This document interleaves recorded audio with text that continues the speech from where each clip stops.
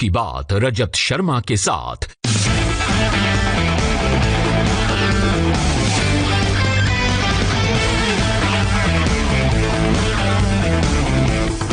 नमस्कार, आज की बात में आपका स्वागत है। एक बड़ा सवाल आज हमारे सामने है। आज मैं आपको बताऊंगा सोशल मीडिया के जरिए, फेसबुक, व्हाट्सएप, ट्विटर के जरिए कैसे साजिश होती है, कैसे सियासत का खेल खेला जाता है, कैसे कुछ लोग डिटेक्टिव बन जाते हैं, कोई हिंदुओं का ठेकेदार बन जाता है तो कोई मुसलमानों का मसीहा बन जाता है। मैं आपको बताऊंगा कैसे ये लोग सोशल मीडिया के जरिए जहर फैलाते हैं, सोशल मीडिया के जरिए मजहब के नाम पर लोगों की भावनाओं को भड़काते हैं, आधा सच आधा झूठ दिखाकर दंगा फसाद करवाने के लोगों को उकसाया जाता है। असल में सोशल मीडिया हम सबकी जिंदगी का अहम हिस्सा हो गया है। पर्सनल लाइफ से लेकर पब्लिक लाइफ में, गवर्नेंस से लेकर इंटरनेशनल इश्यूज तक, इलेक्शन से लेकर सिलेक्शन तक, मार्केटिंग से लेकर ओपिनियन पोल तक, हर जगह सोशल मीडिया का इस्तेमाल भरपूर होता है। क्योंकि सोशल मीडिया में वेरिफिकेशन का कोई तरीका नहीं है। जो लिखा गया, जो दिखाया गया, वो कितना सच है कितना झूठ है, ये पता लगाना आम लोग के लिए आसान नहीं है। इसीलिए अब सोशल मीडिया साजिशों का सेंटर बनता जा रहा है। आज इस तरह की पहली खबर असम से आई। यहां भगवान कृष्ण को गोपियों के साथ रासलीला करते दिखाया गया, पर गोपियां बिकनी पहने दिखाई गई। ये पेंटिंग बैड टेस्ट में है। कल एक मॉल में बुर्का पहने कुछ महिलाओं को गणेश जी की मूर्तियों को तोड़ते हुए दिखाया गया। इसका वीडियो सर्कुलेट हुआ। दावा किया गया ये वीडियो हमारे देश का है। गणेशोत्सव से कुछ दिन पहले गणपति की मूर्तियों को तोड़ा जा रहा है। तोड़ने वाली महिलाएं मुस्लिम हैं। लेकिन जब जांच की तो पता चला ये वीडियो बहरीन के एक मॉल का है और वहां की सरकार ने गणपति बप्पा की मूर्तियों को तोड़ने वाली महिलाओं के खिलाफ एक्शन लिया है, केस दर्ज किया है। जरा सोचिए, इस वीडियो का इस्तेमाल हमारे देश में आग लगाने के लिए, हिंदू और मुसलमान के बीच दीवार खड़ी करने के लिए किया जा रहा है। बेंगलुरु में भी हजरत मोहम्मद साहब को लेकर इसी तरह एक मैसेज वायरल किया गया और वह दंगे भड़के, लोगों की जान गई। आज व्हाट्सएप और फेसबुक को लेकर कांग्रेस ने सरकार को लपेटने की कोशिश की। इसी तरह सुशांत सिंह राजपूत के केस में सोशल मीडिया पर ऐसी बातें कही जा रही है जिनका कोई सिर पैर नहीं है। आज हमने इनकी भी तहकीकात की। आमिर खान को भी आज टर्की से एक ट्वीट की वजह से भारत विरोधी, हिंदू विरोधी और न जाने क्या क्या कह दिया गया। आज मैं आपको इन सारी बातों की असलियत बताऊंगा। सबसे पहले असम की बात करते हैं। जैसा मैंने आपको बताया कि सोशल मीडिया पर भगवान श्री कृष्ण की तस्वीर पोस्ट की गई। इसमें श्री कृष्ण को बिकनी पहने गोपियों के साथ रासलीला करते दिखाया गया। और इस तस्वीर को बनाने वाला पेंटर एक मुस्लिम कलाकार है। बाकायदा उसका नाम लिखकर यह तस्वीर वायरल की गई। कहा गया कि श्री कृष्ण की तस्वीर गुवाहाटी की सरकारी आर्ट गैलरी में रखी गई है। यह तस्वीर सोशल मीडिया पर इतनी तेजी से फैली कि ट्रेंड करने लगी। इसकी चर्चा होने लगी। नाराज लोगों ने कमेंट करने शुरू कर दिए। और चूंकि पेंटिंग को बनाने वाला शख्स मुस्लिम था, इसलिए मामला कम्युनल होने लगा। इस्कॉन ने भी इस पर रिएक्ट किया। असम सरकार से इस फोटो को बनाने वाले कलाकार के खिलाफ एक्शन की मांग की गई। सोशल मीडिया पर पोस्ट की गई तस्वीरों से भक्तों की भावनाएं आहत हुई, आस्था पर चोट पहुंची। लोगों ने इसका विरोध किया। अरुण पुद्दूर नाम के एक ट्विटर यूजर ने लिखा, असम के पेंटर अकरम हुसैन ने भगवान श्री कृष्ण को गोपियों के साथ दिखाया है, जिसमें गोपियां बिकनी पहने हुए हैं। यह पेंटिंग गुवाहाटी आर्ट गैलरी में लगाई गई थी। पेंटर अकरम हुसैन को कब अरेस्ट किया जाएगा? और इसके बाद तो तरह तरह के कमेंट आए। इस्कॉन के ऑफिशियल ट्विटर हैंडल से भी रिएक्शन आया, जिसमें पेंटर अकरम हुसैन के खिलाफ सख्त कार्रवाई की मांग की गई थी। इस्कॉन के इस ट्वीट में असम के मुख्यमंत्री, उनके ऑफिस, सर्बानंद सोनोवाल और हिमंता बिस्व शर्मा जो सरकार में मंत्री हैं, उनको भी टैग किया गया। और मैं आपको ये तस्वीर इसलिए नहीं दिखा रहा हूं क्योंकि मामला बहुत सेंसिटिव है। ये तस्वीरें देखकर हम नहीं चाहते किसी की भावनाएं आहत हो जाएं, लेकिन सोशल मीडिया पर बहुत घूम रही है। फिर मैंने अपने रिपोर्टर से कहा कि जरा इसकी हकीकत तो पता लगाएं, तहकीकात तो करें क्या वाकई में ये तस्वीर गुवाहाटी के स्टेट ऑफ आर्ट गैलरी में लगी है? रिपोर्टर्स ने बताया ये तस्वीर एक जमाने में लगी थी, ये बात तो सही है, और ये भी सही है कि तस्वीर को अकरम हुसैन नाम के पेंटर ने बनाया था। लेकिन ये बात गलत है कि पेंटिंग इस वक्त गुवाहाटी आर्ट गैलरी में है। हकीकत यह है कि अकरम हुसैन ने 5 साल पहले 2015 में गुवाहाटी की स्टेट आर्ट गैलरी को किराए पर लेकर एक सोलो पेंटिंग एग्जीबिशन लगाई थी। इस एग्जीबिशन में उसने श्री कृष्ण की ये अभद्र या आपत्तिजनक पेंटिंग लगाई थी और उसी वक्त इसका विरोध हुआ था। इसके तुरंत बाद अकरम हुसैन की एग्जीबिशन को खत्म कर दिया गया, इस पेंटिंग को जब्त कर लिया गया, अकरम हुसैन के खिलाफ समाज में विद्वेष फैलाने के मामले में केस दर्ज हुआ और उसे जेल भेजा गया। इतना सब कुछ हो गया। इस बात को स्टेट आर्ट गैलरी एग्जीबिशन के ऑफिसर मनोज रॉय ने कंफर्म किया। In 2015 April 6th 6 अप्रैल 2015 को आर्टिस्ट अकरम हुसैन का हमारी स्टेट आर्ट गैलरी में एक शो था। हमने अपनी गैलरी को रेंट पर दिया था। आर्टिस्ट ने अपने प्रोडक्ट्स की गैलरी में प्रदर्शनी लगाई थी। इस एग्जीबिशन में कथित तौर से एक विवादित पेंटिंग लगाई गई थी। इस संज्ञान में आने के बाद हमने पेंटिंग को हटा दिया था। दूसरे दिन भी विवाद जारी रहा तो हमने एग्जीबिशन बंद करने का फैसला किया और दूसरे ही दिन हमने इस प्रदर्शनी को बंद कर दिया। हमने इस पेंटिंग को पेंटर को हैंडओवर कर दिया। इसके बाद आर्टिस्ट को पुलिस ने हिरासत में ले लिया और पुलिस ने कानूनी आधार पर उसके खिलाफ कार्रवाई की। And police has done the lawful thing with him. अब ये बात तो साफ है, ये तस्वीर 5 साल पहले बनी थी, एग्जीबिशन में लगी थी, उसी वक्त जब्त हो गई थी, पेंटर को जेल भेज दिया गया था। इसके बाद भी ये पेंटिंग इस वक्त सोशल मीडिया पर पोस्ट क्यों की गई, इसे वायरल क्यों किया गया? मतलब साफ है, ये नफरत फैलाने की साजिश है। श्री कृष्ण की अश्लील पेंटिंग बनाने वाला मुस्लिम था, इसलिए अगर कोई हिंदू इस पेंटिंग के जवाब में मुसलमानों के खिलाफ, इस्लाम के खिलाफ, हजरत मोहम्मद साहब के खिलाफ कोई कमेंट कर देता तो फिर उसे मुद्दा बनाकर मुसलमानों को भड़काया जाता और फिर असम में भी वही होता जो पिछले हफ्ते बेंगलुरु में हुआ था। लेकिन अच्छी बात यह कि इस तरह की साजिश को असम सरकार ने भांप लिया। असम सरकार के सीनियर मिनिस्टर हिमंता विश्वकर्मा ने ट्विटर पर लिखा, उन्होंने कहा कि इस मामले को काफी पहले सुलझा लिया गया है, अब आर्ट गैलरी में से कोई पेंटिंग नहीं है। Assam police official Twitter handle पर भी बनाया गया भगवान श्री कृष्ण की जिस आपत्तिजनक पेंटिंग का जिक्र किया गया है, ये मामला 2015 का है। तब इस मामले में केस रजिस्टर किया गया था। आरोपी अकरम हुसैन को 30 मई 2015 को अरेस्ट किया गया था और पेंटिंग को जब्त किया गया था। यह पेंटिंग अब कहीं भी डिस्प्ले में नहीं है। क्योंकि सरकार ने प्रोएक्टिव रोल प्ले किया, तुरंत सफाई दे दी, ट्विटर से इस पेंटिंग को लेकर किए जा रहे ट्वीट के खिलाफ शिकायत भी की। इसके बाद इस्कॉन ने भी संतोष जाहिर किया, लेकिन साथ में यह भी कहा कि सरकार को इस तरह के कदम उठाने चाहिए जिससे कोई इस तरह की पेंटिंग न बनाए और न इस तरह की पेंटिंग को कभी डिस्प्ले किया जाए। आज सुबह जैसे पता चला कि सोशल मीडिया में एक पेंटिंग बहुत वायरल थी किसी अकरम हुसैन की, जो गुवाहाटी पेंटिंग गैलरी में जिसने लगाई थी। तो पेंटिंग देख के हम लोग भी बहुत ही आश्चर्य हुआ कि किस तरह कोई हमारे भगवान और देवताओं को लेकर अक्सर इस तरह के पेंटिंग बना सकता है, जो बहुत ही आपत्तिजनक थी। तो हमने सोशल मीडिया में उसको उठाया था।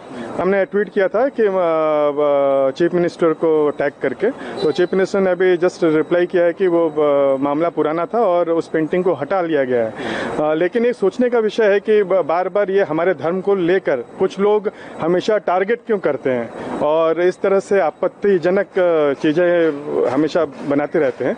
लेकिन अब समय बदल रहा है, उनको ये याद रखना चाहिए कि ठीक है कि हमारे जो भगवान थे, शांतिदूत भगवान कृष्ण थे, वो 100 गालियों के बाद चक्रधारी कृष्ण भी बनना जानते थे। तो इसीलिए ऐसे लोग जो बार बार छेड़छाड़ करते रह रहे हैं, उनको सावधान रहना चाहिए कि वो हमारे पेशेंस को ना देखें, क्योंकि इस तरह का चीज़ें करना बहुत ही गलत है कि आप किसी बिना किसी रिलेशन का आप भगवान को बार में खड़ा करके और नग्न स्त्रियों के साथ दर्शाना, ये बहुत ही आपत्तिजनक है। ये बहुत ही आपत्तिजनक मामला है। हम चाहते हैं कि उसको लंबी सजा मिले। मैंने वो पेंटिंग देखी है और वाकई में भावनाओं को आहत करने वाली है। गुवाहाटी की इस पेंटिंग को लेकर जिस तरह से सरकार ने रिएक्ट किया, उससे जरूर वक्त रहते स्थिति साफ हो गई। देर होती कोई गड़बड़ कमेंट कर देता तो साजिश सफल भी हो सकती थी। पिछले हफ्ते हमने देखा बेंगलुरु में यह साजिश कैसे कामयाब हुई। बिल्कुल इसी पैटर्न पर काम हुआ था। जन्माष्टमी पर भगवान कृष्ण के बारे में अभद्र कमेंट किया गया तो एक सिरफिरे लड़के ने मोहम्मद साहब के बारे में कमेंट कर दिया, गलत कमेंट किया और साजिश रचने वालों का काम हो गया। वो दंगा फसाद करवाने में कामयाब रहे। अब जांच के दौरान यह पता लगा कि जो लोग पुलिस स्टेशन पर नाराज भीड़ को रोकने की कोशिश कर रहे थे, जो शांति दूत होने का नाटक कर रहे थे, असल में वही भीड़ को जुटा कर लाए थे। इन लोगों ने ही मोहम्मद साहब के बारे में किए गए गलत कमेंट को वायरल किया था और लोगों को आग लगाने के लिए उकसाया था। हैरानी की बात है कि बेंगलुरु में हुए दंगे की सारी असलियत सामने आने के बाद भी कुछ लोग आग लगाने की कोशिश में लगे हैं। आज कलबुर्गी से एक और वीडियो सर्कुलेट हुआ। इसमें एक महिला चिल्ला चिल्लाकर कह रही है कि मोहम्मद साहब के बारे में कमेंट करने वाले को अगर सार्वजनिक तौर पर फांसी नहीं दी गई तो मुसलमान खुद सजा देंगे, कानून हाथ में लेंगे। बेंगलुरु में दंगे के मामले में कर्नाटक सरकार ने सख्त रुख अपनाया है। अब तक 264 लोगों की गिरफ्तारी हो चुकी है। इसमें 180 एसडीपीआई के वर्कर्स हैं। कर्नाटक सरकार एसडीआई पर पाबंदी लगाने पर विचार कर रही है। आज कैबिनेट की मीटिंग में तय किया गया कि बेंगलुरु में हुई आगजनी में जो नुकसान हुआ उसकी भरपाई उन लोगों से की जाएगी जिन्होंने दंगा फैलाया था। इसके लिए सरकार ने हाईकोर्ट से क्लेम कमिश्नर अपॉइंट करने की अपील की है। जिन आरोपियों के खिलाफ पहले से क्रिमिनल केस रजिस्टर्ड है, उनके खिलाफ दंगे के मामले में गुंडा एक्ट के तहत एक्शन भी होगा। सर, राज्य सरकार एसडीपीआई के ऊपर बैन करने पर विचार कर रही है, क्या वो रिकमेंड कर सकती है सेंट्रल गवर्नमेंट को? देखो, ये मामला अभी बहुत दिन से ही चल रही है और इसके बारे में एक प्रोसीजर जो है, एसडीपीआई तो इलेक्शन कमीशन रजिस्टर्ड है, बाकी पीएफआई केएफडी जो है उसका जो रोल है जो पिछले केसेस में हो तो सब अभी इकट्ठा कर रहे हैं। उसके बाद चीफ मिनिस्टर के सामने हम पेश करेंगे और कैबिनेट के सामने सीएम लेके आएंगे, तभी एक थरो डिस्कशन हो जाएगा। बाद में cabinet will take a call and based on the track record of all this people and involvement of this people वो हम करेंगे। बेंगलुरु में सोशल मीडिया के जरिए साजिश करने वाले काफी हद तक कामयाब हो गए, लेकिन बेंगलुरु पुलिस ने वक्त रहते सख्त एक्शन लेकर साजिश को नाकाम कर दिया, वरना सोशल मीडिया में अपना काम तो कर दिया था। अब सरकार साजिश करने वालों को खोज खोज कर जेल भेज रही है, लेकिन मुश्किल है कि सोशल मीडिया के जरिए सिर्फ कम्युनल झगड़े करवाने की कोशिश नहीं हो रही। सोशल मीडिया को सियासी स्कोर सेट करने का जरिया भी बनाया जा रहा है। इसका एक एग्जांपल आज मैं आपको दिखाता हूं जो आज मिला। राहुल गांधी ने कहा कि भारत में फेसबुक और व्हाट्सएप के जरिए बीजेपी और आरएसएस देश में नफरत फैलाते हैं, फर्जी खबरें सर्कुलेट करते हैं। राहुल गांधी ने अपने इस इल्जाम के साथ अमेरिकी अखबार वॉल स्ट्रीट जर्नल की एक रिपोर्ट का हवाला दिया। इस रिपोर्ट में बीजेपी के नेता टी राजा सिंह का जिक्र है। उन्होंने अपनी एक फेसबुक पोस्ट में लिखा था कि रोहिंग्या मुसलमानों को गोली मार देनी चाहिए। उन्होंने मुसलमानों को देशद्रोही बताया था और मस्जिद गिराने की धमकी दी थी। वॉल स्ट्रीट जर्नल की रिपोर्ट में दावा किया गया कि फेसबुक की इंटरनल टीम ने टी राजा सिंह के खिलाफ हेट स्पीच का मामला सही माना था, एक्शन लेने को कहा था, लेकिन फेसबुक की इंडिया की पब्लिक पॉलिसी डायरेक्टर आंखी दास ने यह कहते हुए कार्रवाई में ढिलाई बरती कि इससे इंडिया में फेसबुक के बिजनेस को भारी नुकसान हो सकता है। कांग्रेस ने इसे सरकार की दखलंदाजी कहा और इस मामले में जांच ज्वाइंट पार्लियामेंट्री कमेटी से कराने की मांग की।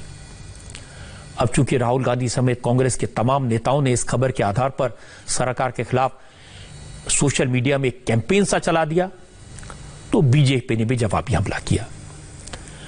लॉ मिनिस्टर रविशंकर प्रसाद ने ट्वीट किया, हारे हुए वो लोग जो अपनी ही पार्टी के लोगों पर कोई प्रभाव नहीं डाल पाते, कह रहे हैं पूरी दुनिया बीजेपी और आरएसएस के कंट्रोल में है। चुनाव से पहले डेटा को हथियार बनाते हुए आप रंगे हाथ पकड़े गए थे। कैम्ब्रिज एनालिटिका और फेसबुक से आपका अलायंस पकड़ा गया था। ऐसे लोग बेशर्मी से आज हमसे सवाल कर रहे हैं, ये लिखा रविशंकर प्रसाद ने। थोड़ी देर बाद उन्होंने एक और ट्वीट किया जिसमें उन्होंने लिखा, तथ्य यह है कि आज सूचना और अभिव्यक्ति की स्वतंत्रता है, यह अब आपके परिवार के जरिए नियंत्रित नहीं किया जाता, इसलिए आपको दुख होता है। खैर, आपने बेंगलुरु हिंसा की निंदा नहीं की, आपकी हिम्मत कहां चली गई। और इसके बाद तो बीजेपी की तरफ से और कांग्रेस की तरफ से दोनों पर एक के बाद एक कई हमले हुए। जहां तक राहुल गांधी जी का जो आरोप है, वो तो रोज नित नए आरोप लगाते रहते हैं। वो एक असफल नेता है और स्वाभाविक रूप से कहीं न कहीं उनकी खींच और उनकी बौखलाहट सामने दिख रही है। वो कह रहे हैं भाजपा और संघ जो है वो फेसबुक, सोशल मीडिया, व्हाट्सएप सभी कुछ कंट्रोल कर रही है। चंद दिनों पहले वो कह रहे थे कि हम लोग तो ईवीएम मशीन भी कंट्रोल करते हैं, इलेक्शन कमीशन भी कंट्रोल करते हैं, सुप्रीम कोर्ट भी कहीं न कहीं धराशायी हो गई है, इंडिया की आर्मी जो है वो भी उचित काम नहीं कर रही है, आर्मी के चीफ जो हैं वो सड़क के गुंडे हैं। तो आप बताइए, पूरे हिंदुस्तान में सब कुछ बिका हुआ है, सब कुछ खराब है। कुछ अच्छा है तो केवल वो गांधी वाड्रा परिवार है, बाकी सब कुछ खराब है। देखिए, जहां तक सांठगांठ का सवाल है और कंट्रोल का सवाल है, मुझे लगता है कि राहुल गांधी कांग्रेस के ऊपर ही कंट्रोल नहीं कर पा रहे हैं। कंट्रोल से बाहर कांग्रेस जा रही है और उसका प्रलाप राहुल गांधी कर रहे हैं। राहुल गांधी और कांग्रेस के हमलों का बीजेपी सांसद ज्योतिरादित्य सिंधिया ने भी जवाब दिया। सिंधिया ने कहा, जब कांग्रेस ने जनता का विश्वास खो दिया है तो इस तरह के झूठे दावे करके ऐसे इशू उठा रही है। व्हाट्सएप और फेसबुक और इंटरनेट, व्हाट्सएप फेसबुक से हम लोग हटे, एक पूरी तरह से फ्री मीडियम सदैव रही है। और कहते हैं ना कि और कुछ जब नहीं होता है तो इन चीजों को पकड़ा जाता है। जब जनता का विश्वास खोया जाता है तब इन चीजों को पकड़ाया जाता है। जिस प्रधानमंत्री ने और गृह मंत्री ने साथ में मिलकर कश्मीर को भारत का एक अखंड अंग बनाने का एक ऐतिहासिक कदम लिया, जिस प्रधानमंत्री ने राम मंदिर का जाके शिलान्यास किया, जिस प्रधानमंत्री ने चीन को पूर्ण रूप से ईंट का जवाब पत्थर से दिया, उस प्रधानमंत्री ने आज 125 करोड़ जनता के दिल में अपना स्थान पाया है। और इसलिए कांग्रेस पूरी तरह से विफलता की तरफ जा रही है। राहुल गांधी ने वॉल स्ट्रीट जर्नल के जिस आर्टिकल का हवाला दिया, उसमें विलन है हैदराबाद के बीजेपी विधायक टी राजा सिंह। टी राजा सिंह जो कमेंट किए, जो ट्वीट किए, उन्हीं का हवाला उस पूरे आर्टिकल में बार बार दिया गया है। अब टी राजा क्या कहते हैं? टी राजा ने कहा, फेसबुक पर उनका कोई अकाउंट है ही नहीं। उनके नाम से चल रहे फर्जी अकाउंट पर क्या लिखा जाता है, क्या शेयर किया जाता है, इसके लिए उन्हें जिम्मेदार कैसे ठहराया जा सकता है? पूरे भारत में मेरे नाम पर कई अकाउंट खुले हुए हैं। उन सभी लोगों को तो मैं नहीं रोक सकता हूं। और कोई लाइक करता है, कोई शेयर करता है, कोई भी व्यक्ति कुछ ना कुछ पोस्ट करता है तो उसका जिम्मेदार मैं तो नहीं हूं ना। मेरा फेसबुक अकाउंट जो एक मेरा ऑफिशियल अकाउंट था, 2018 में उस अकाउंट को हैक करके ब्लॉक कर दिया गया, जिसकी कंप्लेंट मैंने यहाँ के साइबराबाद कमिश्नर को दी है। सोशल मीडिया पर वाकई में किसी का कोई कंट्रोल नहीं है। कौन किसके बारे में क्या कहता है, कौन इसको कंट्रोल कर सकता है? वॉल स्ट्रीट जर्नल की रिपोर्ट के बाद फेसबुक की इंडिया पब्लिक पॉलिसी डायरेक्टर आंकी दास के खिलाफ ही सोशल मीडिया पर कमेंट किए गए, आपत्तिजनक बातें कही गई, ट्रोल्स उनके पीछे पड़ गए, जिसके बाद आंकी दास ने दिल्ली पुलिस से शिकायत की। इस कंप्लेंट में 6 सोशल मीडिया अकाउंट के खिलाफ रिपोर्ट दर्ज करने की अपील की गई है। आंकी दास ने लिखा कि उनको जान से मारने की धमकी मिल रही है, उन्हें पीटने और बुरे अंजाम का अल्टीमेटम दिया जा रहा है, सरेआम फांसी पर लटकाने की बात कही जा रही है। आंकी दास ने जिन सोशल मीडिया अकाउंट का ब्यौरा दिया, उनमें से कुछ अकाउंट फेसबुक पर भी एक्टिव हैं। आप सोचिए कि फेसबुक की डायरेक्टर अपने ही फेसबुक पर जो अकाउंट्स हैं उनसे परेशान है। वो कोई पब्लिक फिगर नहीं है, लेकिन मार्क ज़करबर्ग की टीम की एक मेंबर है। आंकी दास की प्रधानमंत्री मोदी के साथ एक तस्वीर भी वायरल की जा रही है। इस तस्वीर की हकीकत भी मैं आपको बता देता हूं। प्रधानमंत्री मोदी के साथ जिस तस्वीर में आंकी दास दिखाई दे रही हैं, वो तस्वीर 2014 की है। तब फेसबुक के प्रमुख मार्क ज़करबर्ग भारत के दौरे पर आए थे और प्रधानमंत्री मोदी से मिले थे। आरोप लगे तो फेसबुक को भी क्लैरिफिकेशन देना पड़ा। मार्क जकरबर्ग की कंपनी ने कहा कि फेसबुक की पॉलिसी किसी व्यक्ति, चाहे वो आम हो या खास, को देखकर फैसले लेने की नहीं है। हिंसा भड़काने वाले, नफरत फैलाने वाले कंटेंट पर रोक लगाना फेसबुक की ग्लोबल पॉलिसी का हिस्सा है। अगर दुनिया में फेसबुक के यूजर की संख्या देखें और भारत में फेसबुक के यूजर की तादाद देखें तो फेसबुक की मजबूरी आपको समझ आ जाएगी, बिजनेस कितना बड़ा है। भारत में इस वक्त फेसबुक के 34 करोड़ से ज्यादा यूजर हैं। हम जानते हैं कि हमारे देश में बहुत सारे लोग फेसबुक को यूज करते हैं। दूसरे नंबर पर अमेरिका है, जहां फेसबुक के 19 करोड़ यूजर्स हैं, और इसके बाद इंडोनेशिया, ब्राजील का नंबर आता है। इंडोनेशिया में फेसबुक के 14 करोड़ यूजर हैं, जबकि ब्राजील में फेसबुक के यूजर की संख्या करीब 13 करोड़। सोचिए, अगर भारत में फेसबुक ने ज्यादा सख्ती दिखाई, सारे कंटेंट को रोकना शुरू किया, तो उसे नुकसान भी हो सकता है।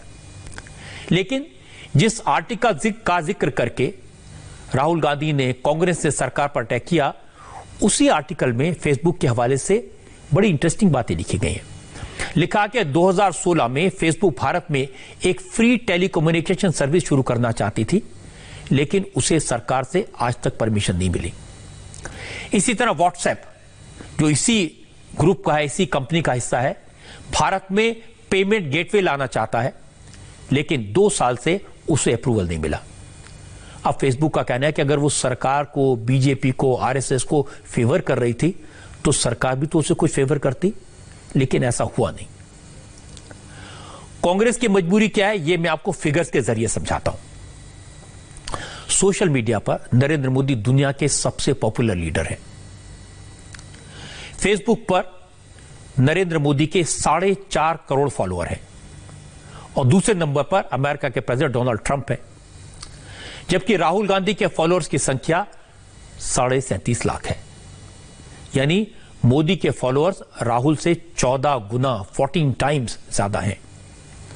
इस लिहाज से फेसबुक पर नरेंद्र मोदी का कब्जा तो है। इस लिहाज से ट्विटर को भी मोदी कंट्रोल तो करते हैं, क्योंकि ट्विटर पर नरेंद्र मोदी के 6 करोड़ 10 लाख से ज्यादा फॉलोअर हैं, और राहुल गांधी के फॉलोअर्स की संख्या 1 करोड़ 56 लाख। यानी यहां भी नरेंद्र मोदी के फॉलोअर्स राहुल गांधी से 4 गुना ज्यादा है। इसके बाद भी राहुल गांधी पिछले 1 साल से सिर्फ सोशल मीडिया के जरिए सियासत कर रहे हैं। आपने देखा होगा कि कुछ महीनों से वो रोज सुबह उठने के बाद एक ट्वीट कर देते हैं, सवाल पूछ लेते हैं। अब बीजेपी के नेता पूछ रहे हैं कि मार्क जकरबर्ग ने कपिल मिश्रा के बयानों पर तो कमेंट किया, यह कहकर कि उन्होंने दिल्ली में दंगे भड़काए, लेकिन सोनिया गांधी जो आर पार की लड़ाई की बात की थी, उसका जिक्र तो फेसबुक के ओनर ने नहीं किया।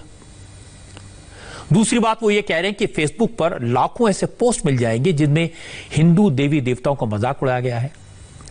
हजारों ऐसे पोस्ट मिल जाएंगे जहां नरेंद्र मोदी के लिए अभद्र भाषा का, गालियों का इस्तेमाल किया गया है। फेसबुक पर मोदी की ऐसी मौफ तस्वीरें आज मैंने देखी जिनमें मोदी के हाथ में पाकिस्तान का झंडा दिखाया गया है, लेकिन कांग्रेस ने उसके बारे में कभी सवाल नहीं उठाए। अगर निंदा करनी है, अगर सवाल उठाने हैं, तो सबके बारे में उठाने चाहिए। पॉलिसी तो सबके बारे में एक होनी चाहिए। सोशल मीडिया की प्रॉब्लम यह है कि इसके जरिए सिर्फ साजिश नहीं रची जाती। सोशल मीडिया सिर्फ सियासी स्कोर सेट करने का जरिया नहीं बना, बल्कि सोशल मीडिया पर आजकल लोग डिटेक्टिव भी बन गए। सुशांत सिंह राजपूत की मौत का केस इसका सबसे बड़ा सबूत उभर कर आया है। रोज ऐसे ऐसे सवाल उठाए जाते हैं, ऐसे ऐसे दावे किए जाते हैं जिनका कोई सिर पैर नहीं है। मुंबई पुलिस ने अब तक एफआईआर दर्ज नहीं की है, क्योंकि बिहार सरकार ने सीबीआई को केस ट्रांसफर कर दिया, इसलिए पटना पुलिस ने जांच बंद कर दी है, और मामला सुप्रीम कोर्ट में, इसलिए सीबीआई अब कुछ जांच शुरू नहीं कर पा रही। कुल मिलाकर जांच एजेंसियां अभी सुप्रीम कोर्ट के फैसले का इंतजार कर रही हैं। लेकिन सोशल मीडिया के डिटेक्टिव लगातार एक्टिव हैं। कुछ लोग तस्वीरों में सुराग ढूंढ रहे हैं, कुछ वीडियो को फ्रेम बाय फ्रेम एनालाइज करने में लगे हैं, तो कुछ व्हाट्सएप चैट के जरिए जासूसी कर रहे हैं। रोज नई थ्योरी दे रहे हैं, रोज नए नए दावे हो रहे हैं। किसी के दावे में दम है यह कहा नहीं जा सकता। एक दो एग्जाम्पल मैं आपको दिखाता हूं जो हमने तहकीकात की। 14 जून को जब सुशांत की डेड बॉडी बाहर निकली तो वहां 2 एम्बुलेंस आई थी। अब जिसने 2 एम्बुलेंस देखी उसकी तस्वीरें छापी और सोशल मीडिया पर दावा किया कि सुशांत के फ्लैट से असल में 2 लाशें निकली थी, इसलिए 2 एम्बुलेंस आई। इसी तरह एक शख्स काला बैग लेकर बाहर निकला। उस बैग में वो सारे सबूत थे जिनसे सुशांत की मौत की सच्चाई सामने आती, यह दावा किया गया। और फिर कहा गया कि काले बैग में सारे सबूत भरकर एक लड़का उन्हें लेकर भाग गया, उसने सबूत गायब कर दिए। सवाल उठाया गया कि सुशांत के घर में, जहां घर है वहां से भाभा हॉस्पिटल थोड़ी दूर पर है, लेकिन उनकी डेड बॉडी को पोस्टमार्टम के लिए कूपर हॉस्पिटल ले जाया गया। यह भी एक साजिश है, जबकि कूपर हॉस्पिटल सुशांत के घर से 40 मिनट की दूरी पर था। इसे लेकर अटकलें लगाई जा रही हैं और इन सब दावों और उनकी सच्चाई को लेकर मुंबई में हमारे संवाददाता जेपी सिंह ने उन सारे लोगों से बात की जो 14 जून को एम्बुलेंस लेकर सुशांत के घर गए थे। आप इन लोगों की बात सुनेंगे तो आपको अंदाजा लगेगा कि सोशल मीडिया पर जो दावे किए जाते हैं और जो सच्चाई होती है उसमें जमीन आसमान का अंतर होता है। ऐसे दावे किए जाते हैं जो लोगों को इमोशनली अफेक्ट करते हैं, जिन पर लोग आसानी से विश्वास कर लेते हैं, लेकिन हकीकत से दूर दूर तक इनका कोई वास्ता नहीं होता। सर, इस एम्बुलेंस का स्ट्रेचर होता है, जो स्ट्रेचर उसका व्हील होता है, वो व्हील काम नहीं कर रहा था, मतलब खराब हो चुका था। इसके लिए ये एम्बुलेंस बेच के दूसरा एम्बुलेंस बुलाया गया था। अच्छा, ये दूसरा एम्बुलेंस लाने के लिए किसी रिश्तेदार ने आपको बोला था? खुद नहीं, हम लोग ने मैंने खुद चेक किया ना, ट्रॉली खराब है, तो मैंने खुद बोला भाई गाड़ी लेके आओ दूसरा। अच्छा। एक चीज आपको बताएं कि ये भाभा हॉस्पिटल में क्यों नहीं लाया बॉडी को, कूपर क्यों लेके गए, इसका कारण? सर देखिए, हम लोगों को बुलाया जाता है, जिन्होंने हमको बुलाया, हमको जो बोला गया बस हम लोग वही फॉलो करते हैं। तो किसने बोला था कूपर जाने के लिए? सर पुलिस वालों ने बोला कि आप कूपर जाना है। जैसे सर हम लोगों को ऑर्डर फॉलो करना है। हम लोगों को क्या है सर, सारे एक जैसे ही होते हैं, सेलिब्रिटी हो या आम आदमी हो, हम लोगों लिए सब एक जैसे ही होते हैं। हमारा जो काम है हम लोग वो करते हैं सर। वो कौन से एंगल में सोया था या कौन से एंगल में गिरा था, इससे हमारा कुछ लेना देना नहीं होता है। जो काम के लिए हमको बुलाया जाता है वो काम हम लोग करते हैं। हमारे संवाददाता ने काफी डिटेल में बात की थी, तो मैं चुने हुए हिस्से आपको दिखा रहा हूं। अब इन्होंने बताया कि स्ट्रेचर का व्हील टूट गया था, इसलिए दूसरी एम्बुलेंस मंगवाई गई थी। लेकिन सवाल तो यह उठाया गया था कि लाश एक थी तो 2 एम्बुलेंस क्यों आई? इसका मतलब दाल में कुछ काला है। लाशें 2 थी, लेकिन ये सच सामने आ गया। 2 एम्बुलेंस क्यों मंगाई थी? इसी तरह एक ब्लैक बैग को लेकर बहुत दावे किए जा रहे हैं। जिस वक्त सुशांत की डेड बॉडी को स्ट्रेचर के सहारे एम्बुलेंस पर चढ़ाया जा रहा था, उसी वक्त वीडियो दिखाता है एक लड़का ब्लैक बैग लेकर चला गया, भाग गया, जल्दी से जाता हुआ दिखाई दिया। अब दावा यह किया गया कि इस बैग में सुशांत सिंह की मौत से जुड़े सबूत थे, जो उनके कमरे से एक ब्लैक बैग में डाले गए थे और यह लड़का उन्हें ठिकाने लगाने के लिए भाग रहा है। पुलिस के सामने वो सबूत लेकर भाग जाता है। अब जेपी सिंह ने सुशांत की डेड बॉडी को फ्लैट से उतारकर एम्बुलेंस में चढ़ाने वालों से इस बारे में बात की। पूछा, भाई ये ब्लैक बैग क्या था, कौन इसको लेकर भागा? तो इसकी सच्चाई भी सामने आई। उन्होंने पूछा इस बैग में कौन से सबूत थे, तो ये सच उसी लड़के से सुनिए जो वीडियो में काली टी शर्ट पहने इस बैग को लेकर खड़ा नजर आ रहा है। ये हमारी रेक्सीन है। अच्छा देखिए, जो आप ब्लैक पॉलिथीन बोल रहे थे ना, ये ब्लैक पॉलिथीन है, ये ऐसा रेक्सीन है। हम लोग ये लिफ्ट में थे, बॉडी लेकर आके जब स्ट्रेचर पे लेटा है तो ये निकाल लिए थे, वही वो लड़का लेकर जा रहा था। अच्छा, तो ये वो रेक्सीन है जिसको ब्लैक पॉलिथीन बताया जा रहा है सोशल मीडिया पे, और ये बताया जा रहा है कि इस ब्लैक पॉलिथीन के अंदर एविडेंस को छुपाया गया। ये ऐसा फोल्ड होता है। अच्छा, ये ऐसा फोल्ड होता है। अभी ये ऐसा लड़के ने पकड़ा था, तो बैग तरह के ही दिख रहा। अच्छा, ये ऐसा फोल्ड होता है। तो उनको दूर से वीडियो में ऐसा लगता है कि ये पॉलिथीन है। अच्छा, वीडियो में लगता है पॉलिथीन और उसके अंदर एविडेंस लेके जा रहे हैं। नहीं, एविडेंस लेके उन लोगों को लग रहा है, लेकिन इसमें एविडेंस कहाँ से जाएगा सर? ये तो पूरा एम्प्टी है। इसके अंदर डेड बॉडी को लेके आते हैं जी। ऊपर से लिफ्ट छोटी थी, लिफ्ट छोटी थी तो हम लोग इसमें से लेकर आए, स्टेचर नीचे थी, फिर उसके बाद में ये निकाल के स्टेचर पे लेटा और गाड़ी में रख दिया हम लोग। सबसे महत्वपूर्ण बात है कि ये जो रैगजीन आपको दिख रही है, इसी रैगजीन पर सुशांत सिंह राजपूत का जो शव है उसे लिफ्ट से नीचे लाया गया था और बाद में ये रैगजीन एक पॉलिथीन के बैग के रूप में नजर आ रही थी, जिसे काले रंग का शर्ट पहना हुआ लड़का जिसने गुलाबी टोपी पहनी है वो लेकर भाग रहा है और ऐसा बताया गया कि ये रैगजीन पॉलिथीन की बैग, इसमें एविडेंस को खत्म किया जा रहा है। तो ये सबसे पहले प्रत्यक्षदर्शी, आई विटनेस हम इसको कह सकते हैं। ये दूसरे एम्बुलेंस के ड्राइवर, ये पहले एम्बुलेंस के ड्राइवर और ये ओनर हैं। आप ये बताएं कि उस समय और क्या चीज आपने देखी? क्या डेड बॉडी को पंखे से लटकी हुई देखा या बेड पे थी? वो सब नहीं देखा। पंखे से देखा? नहीं, पंखे पिंखे से नहीं था, ऐसा कुछ नहीं। बेड पे थी? हाँ, बेड पे थी। हम बेड से उठाए, बेड से गाड़ी तक लेके आए। एम्बुलेंस के ड्राइवर, एम्बुलेंस के मालिक, एम्बुलेंस के असिस्टेंट, सारे लोगों से बात कर ली। अब इनकी बात का भरोसा करेंगे या जो सोशल मीडिया पर कहा जा रहा है उसका भरोसा करेंगे? मेरे हिसाब से ये बात तो साफ है कि एम्बुलेंस 2 थी लेकिन डेड बॉडी 1 थी। ये गलत स्पेकुलेशन था। न कोई काला बैग था और न किसी काले बैग में सबूत थे और न कोई सबूत लेकर भाग रहा था और न एविडेंस बिठाने की कोशिश थी। लेकिन कोई सुशांत की फोटो को देखकर बता रहा है कि फांसी नहीं लगी, गला घोटा गया। कोई दावा कर रहा है कि कुत्ते की बेल्ट से गला घोटा गया। सारे लोग कह रहे हैं कि किसी ने सुशांत की लाश को फांसी पर लटकते नहीं देखा। सोशल मीडिया पर बहुत सारे डिटेक्टिव हैं, वो दावा करें जिस वक्त सुशांत की डेड बॉडी को फंदे से उतारा गया उस वक्त उनके पैर बेड को टच कर रहे थे, तो फांसी लगने से मौत कैसे हो सकती है? तमाम तरह के दावे हैं।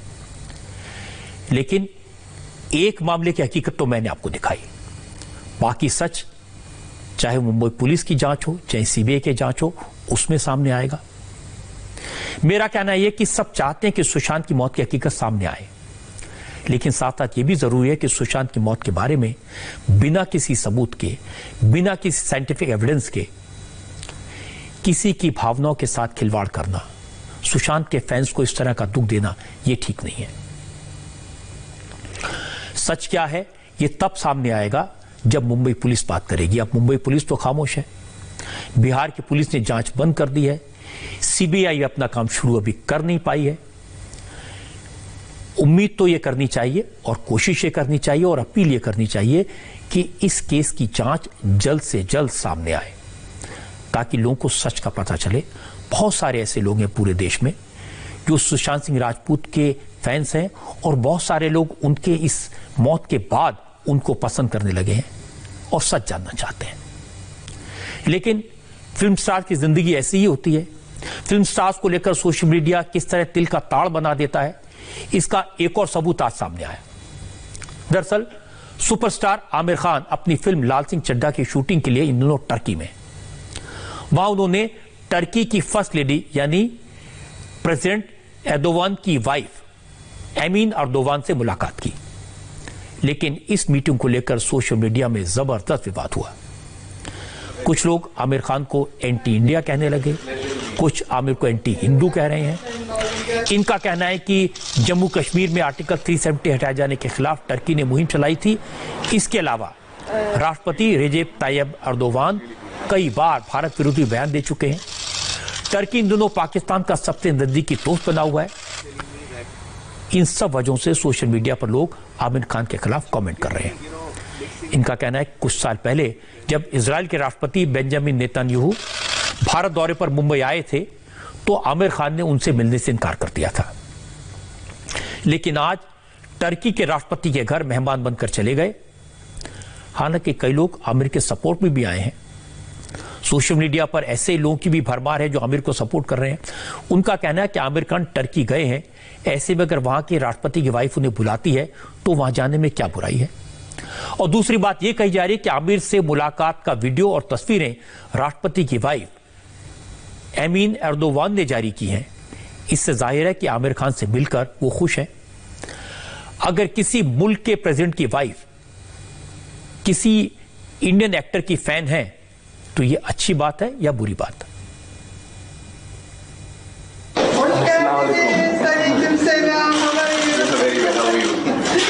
thank you. It's a pleasure to meet you. Such an honor. Ben de çok memnun oldum gerçekten geldiğiniz için.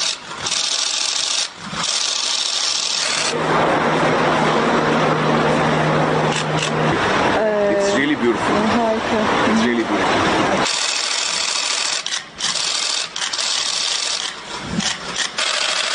Telling me that, she lived here for 2 weeks.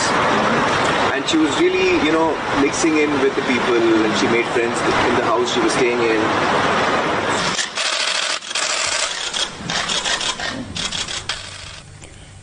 ये वो वीडियो है जिसको लेकर सारी कंट्रोवर्सी हुई। ये बात सही है कि टर्की हमेशा पाकिस्तान का साथ देता है, हमारे मुल्क के इंटरनल अफेयर्स में दखल देने की कोशिश करता है। टर्की ने आर्टिकल 370 हटाए जाने का विरोध किया था, यह भी सही है।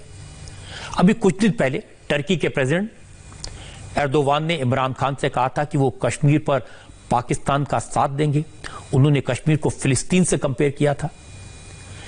लेकिन इन सारी बातों को आमिर खान से कैसे जोड़ा जा सकता है? आमिर खान तो अपनी फिल्म की शूटिंग के लिए टर्की गए हैं, वहां अच्छी लोकेशंस हैं। लाल सिंह चड्ढा की ज्यादातर शूटिंग मुंबई में हुई है, भारत के दूसरे हिस्सों में हुई है। अब कोरोना की वजह से हमारे मुल्क में काम करना मुश्किल हो गया है। टर्की में कई ऐसी लोकेशन है जो इंडिया जैसी दिखती हैं। वहां भीड़ के शॉट्स लेना भी आसान होगा क्योंकि वहां के लोग भारत के लोगों जैसे दिखते हैं।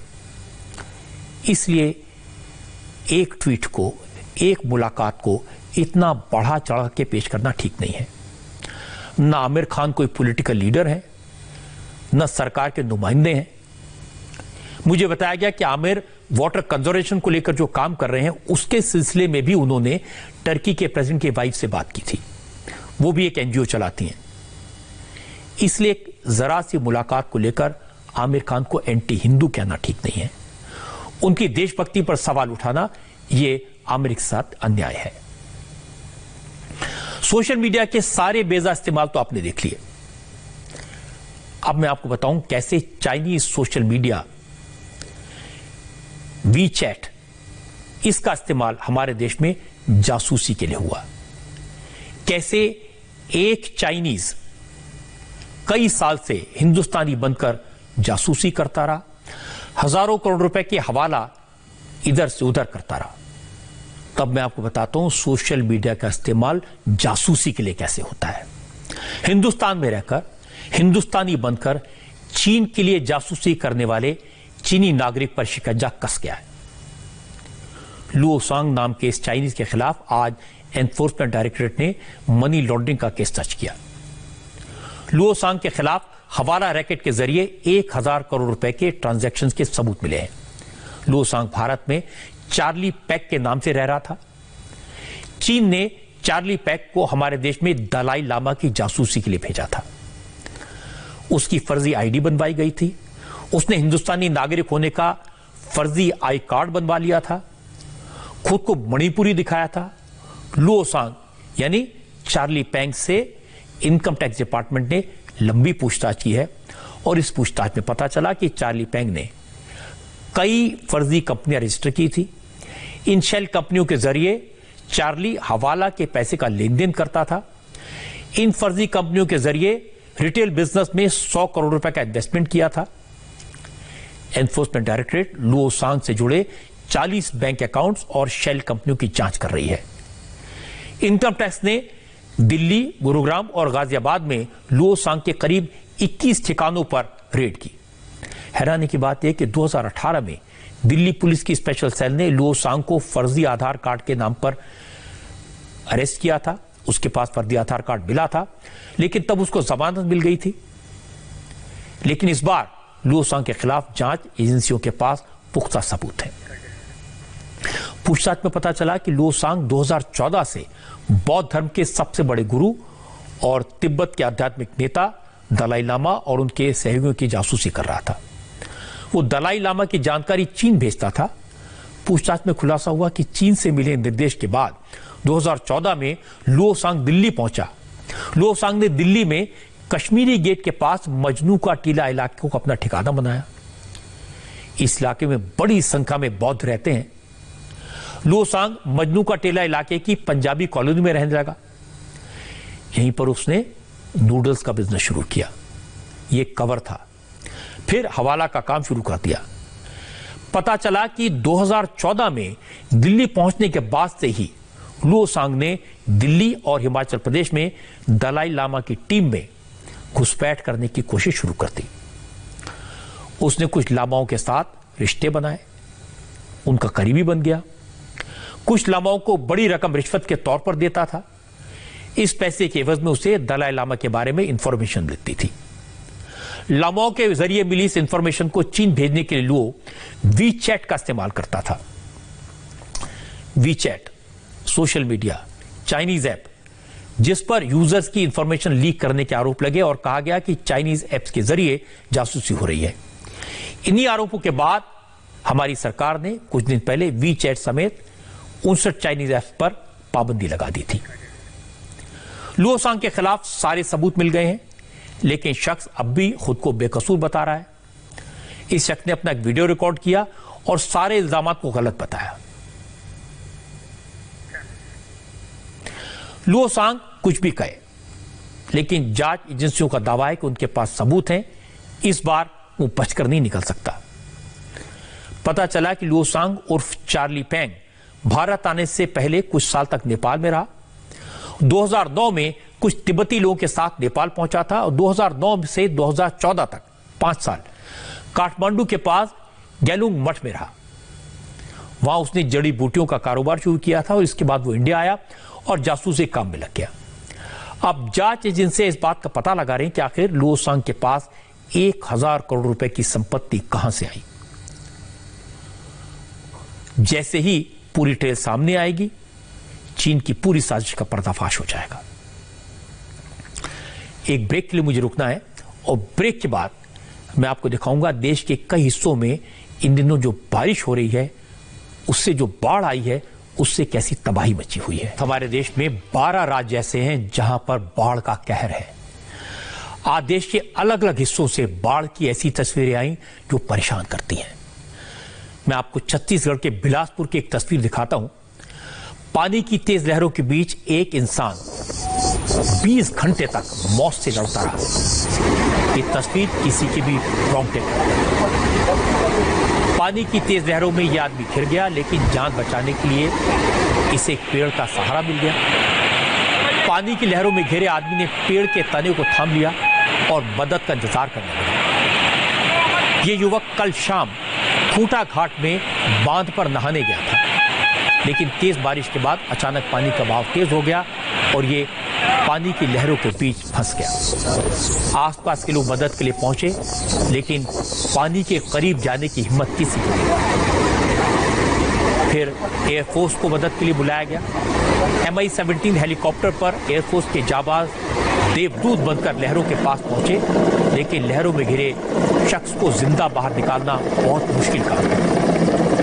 एक तरफ पानी की तेज लहरें, दूसरी तरफ हेलीकॉप्टर के पंखों के कारण इतना जबरदस्त एयर प्रेशर बना कि वहां पर कोई चीज एक जगह टिकना मुश्किल था। इस तरह के हालात को देखकर लग रहा था जैसे ये मिशन इम्पॉसिबल, लेकिन एयरफोर्स के जवानों ने इसे संभव बनाया। हेलीकॉप्टर से एक रस्सी नीचे फेंकी गई, लेकिन पहली बार में नाकामी हाथ लगी। दूसरी बार रस्सी के सहारे एक ट्यूब नीचे फेंकी गई। काफी मशक्कत के बाद ट्यूब को इस शख्स ने पकड़ा और हेलीकॉप्टर की तरफ इशारा किया गया। जब इस बात की तस्दीक कर ली गई कि ट्यूब को इस शख्स ने अच्छे से पकड़ लिया है और पकड़ मजबूत कर ली है, फिर उसके बाद ऊपर की ओर उसे खींचा गया। रेस्क्यू ऑपरेशन कामयाब हुआ और इस शख्स को जिंदा बचा लिया।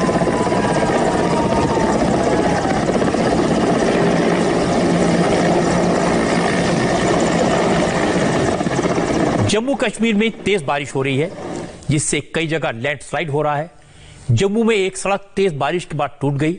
कुछ लोगों ने सड़क के किनारे कार पार्क कर रखी थी। सड़क का हिस्सा नीचे धंस गया तो सड़क के किनारे खड़ी कार भी मिट्टी के साथ खाई में जा गिरी। मलबे के साथ 3 कारें कई फीट नीचे खाई में चली गई। अच्छी बात यह रही कि इस हादसे में किसी की जान नहीं गई। गुजरात के कई इलाकों में लगातार बारिश हो रही है। कहर फैल गया है। पिछले 48 घंटे से हो रही मूसलाधार बारिश के कारण सूरत में बाढ़ जैसे हालात हो गए। सूरत के कई इलाकों में 3 से 4 फीट तक पानी जमा है। प्रशासन अलर्ट पर है। सूरत में कई इलाकों से लोगों को निकालकर सुरक्षित स्थानों पर पहुंचाया जा रहा है।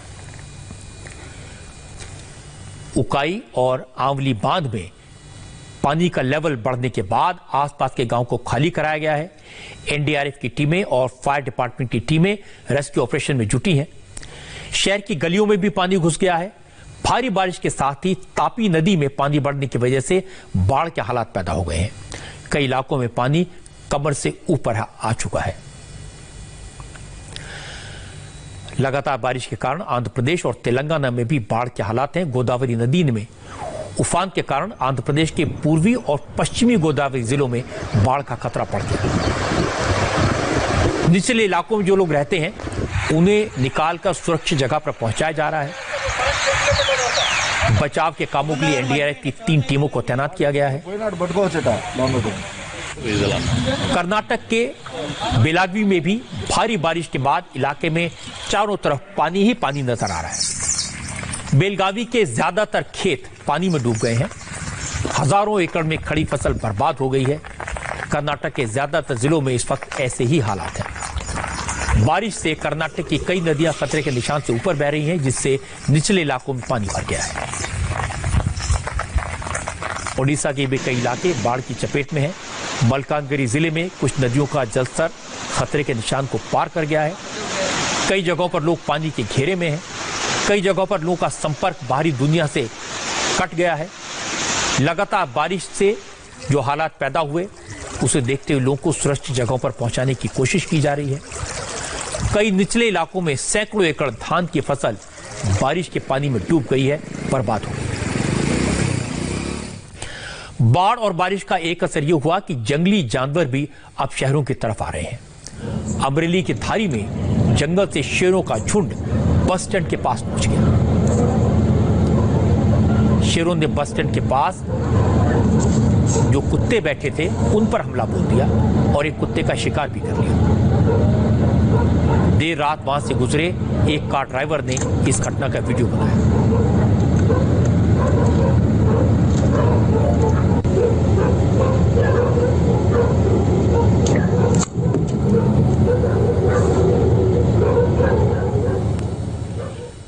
हैरान करने वाली इन तस्वीरों के बाद एक ब्रेक, और ब्रेक के बाद मैं आपको दिखाऊंगा भारत में कोरोना के पेशेंट की तादाद कितनी हो गई है, मरने वालों की फिगर कहां पहुंची, और साथ ही मैं आपको दिखाऊंगा कोरोना के खौफ के बावजूद किस तरह लोग इस बीमारी से मरने वाले लोगों और उनके परिजनों की मदद कर रहे हैं। ये सब ब्रेक के बाद।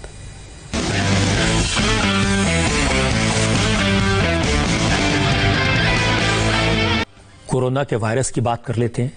इसको कभी भूलना नहीं चाहिए क्योंकि इसका खतरा अभी भी बना हुआ है और हमारे देश में कोरोना के केसेस की संख्या 26,50,000 के पार पहुंच गई है, जबकि मरने वालों की फिगर 50,000 से ज्यादा हो गई। कोरोना का खौफ ऐसा है कि लोग अब अपने परिवार वालों की लाश का अंतिम संस्कार करने से भी डरते हैं, इनकार कर देते हैं। लेकिन कुछ लोग ऐसे हैं जो ऐसे हालात में भी इंसानियत का जज्बा दिखाते हैं और पूरा समाज उनका इस्तकबाल करता है। तमिलनाडु के तिरुवन्नमलाई में ऐसी लेडी इंस्पेक्टर को वहां के डिस्ट्रिक्ट कलेक्टर ने सम्मानित किया। अल्ली रानी नाम की इस इंस्पेक्टर ने ऐसे शख्स का अंतिम संस्कार किया जिसकी कोरोना की वजह से मौत हो गई थी और घर वालों ने उसका शव लेने से इनकार कर दिया था। 15 अगस्त के मौके पर डिस्ट्रिक्ट कलेक्टर ने इस लेडी इंस्पेक्टर को न सिर्फ अवार्ड दिया बल्कि जिस डायस पर वो खड़े थे उन्होंने इंस्पेक्टर को अपनी जगह खड़ा किया, खुद नीचे उतरे और 20 सेकंड तक डीएम ने लेडी इंस्पेक्टर को सैल्यूट किया।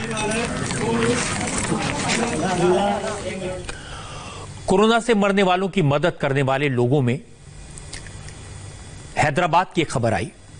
यूथ वेलफेयर तेलंगाना नाम के एनजीओ के लोग ऐसे शवों का अंतिम संस्कार करते हैं जिनके घर वाले कोरोना के खौफ की वजह से ऐसा करने से इनकार कर देते हैं। इस एनजीओ से जुड़े लोगों में ज्यादातर मुस्लिम हैं, लेकिन कोरोना से मरने वाले लोगों का अंतिम संस्कार ये लोग उनके धर्म के हिसाब से करते हैं। जो मुसलमान हैं उनको दफनाते हैं, जो हिंदू हैं उनको चिता के हवाले करते हैं। ये एनजीओ अब तक दर्जनों लोगों का अंतिम संस्कार कर चुका है। इनके काम को देखते हुए अब कई लोग अपने परिजनों के अंतिम संस्कार के लिए इनसे कांटेक्ट आने लगे हैं। लोगों को भरोसा होता है कि कोरोना की वजह से वो भले ही अपने परिजनों का अंतिम संस्कार न कर पाएं, लेकिन यूथ वेलफेयर तेलंगाना एनजीओ के लोग उनके परिजनों को सम्मान के साथ, इज्जत के साथ आखिरी विदाई जरूर दे देंगे। ये सही है कि कोरोना के मरीजों की संख्या तेजी से बढ़ रही है, खतरा बना हुआ है, लेकिन यह भी सही है कि पूरी दुनिया में हमारे देश का रिकवरी रेट अब भी सबसे बेहतर है। अब तक 20 लाख से ज्यादा लोग ठीक हो चुके हैं। एक्टिव केसेस की संख्या करीब 6,25,000 ही है। इतनी बड़ी पॉपुलेशन को देखते हुए हमारे यहां रिकवरी रेट 72.51% है। इसलिए कोरोना से डरने की जरूरत नहीं है, खौफ की जरूरत नहीं है, सावधान रहने की जरूरत है। कोरोना का वायरस चीन से आया, आज भी दुनिया इस वायरस के लिए चीन को कोसती है और चीन को लगता है कि पूरी दुनिया उसके खिलाफ हो गई है। ताइवान और अमेरिका की दोस्ती से चीन कैसे घबराया? चीन की सीमा के पास अमेरिकी एयरक्राफ्ट कैरियर के आने से चीन में कैसी हलचल हुई?